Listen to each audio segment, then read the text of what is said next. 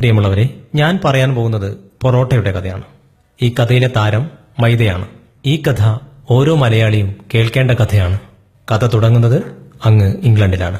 കഴിഞ്ഞ നൂറ്റാണ്ടുകളിൽ ഇംഗ്ലണ്ടിൽ മൈദ ഉപയോഗം കൂടുതലായിരുന്നു.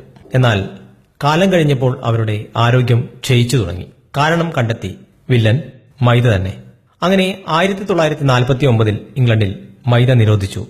കഥ തീർന്നില്ല, ഇവിടെ തുടങ്ങുന്നു.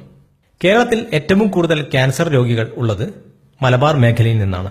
കേരളത്തിൽ ഏറ്റവും കൂടുതൽ പൊറോട്ട കഴിക്കുന്നത് ഈ മലബാറുകാർ ആണെന്ന കാര്യത്തിൽ ആർക്കും സംശയം ഉണ്ടാകാൻ തരമില്ല. പണ്ട് ഞാനും പൊറോട്ട ഉപയോഗിച്ചിരുന്നു. എന്നാൽ ഇതിന്റെ ദോഷവശങ്ങൾ മനസ്സിലായപ്പോൾ അത് നിർത്തി. മൈദ എന്തെന്നും എങ്ങനെ ഉണ്ടാക്കുന്നു എന്നും പറയാം. ഗോതമ്പിൽ പ്രധാനമായും 3 ഘടകങ്ങളുണ്ട്: ജം, തവിട്, എൻഡോസ്പേം. ഗോതമ്പിൽ നിന്ന് എൻഡോസ്പേം നീക്കം ചെയ്യുന്നു. ഈ എൻഡോസ്പേം സൂക്ഷ്മമായി പൊടിച്ചാണ് മൈദ ഉണ്ടാക്കുന്നത്. ഇങ്ങനെ പൊടിച്ച മൈദക്ക് മഞ്ഞ നിറമാണ്. ഈ നിറം കളഞ്ഞ് വെള്ള നിറമാക്കാൻ ബെൻസോയിൽ പെറോക്സൈഡ് എന്ന രാസവസ്തു ഉപയോഗിക്കുന്നു. ഈ ബെൻസോയിൽ പെറോക്സൈഡ് ചൈനയിലും ഇംഗ്ലണ്ടിലും യൂറോപ്പിലും നിരോധിച്ച രാസവസ്തുവാണ്. മൈദ വളരെ മൃദുവാണ്. അതിനായി അലോക്സിൻ എന്ന രാസവസ്തു ഉപയോഗിക്കുന്നു.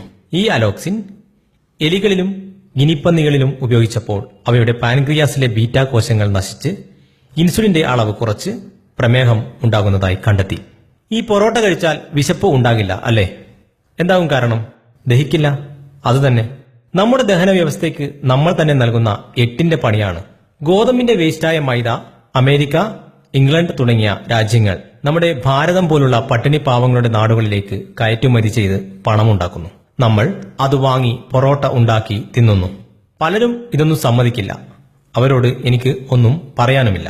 എന്റെ പ്രിയ കൂട്ടുകാർ ആരും മൈദ പശ ഉണ്ടാക്കാൻ അല്ലാതെ ഭക്ഷ്യവസ്തുക്കൾ ഉണ്ടാക്കാൻ ഉപയോഗിക്കരുത്. ഈ സന്ദേശം എല്ലാവരിലും എത്തിക്കാൻ ശ്രമിക്കുക. നല്ലതും ചീത്തയും തിരിച്ചറിയാൻ നമുക്ക് ശ്രമിക്കാം.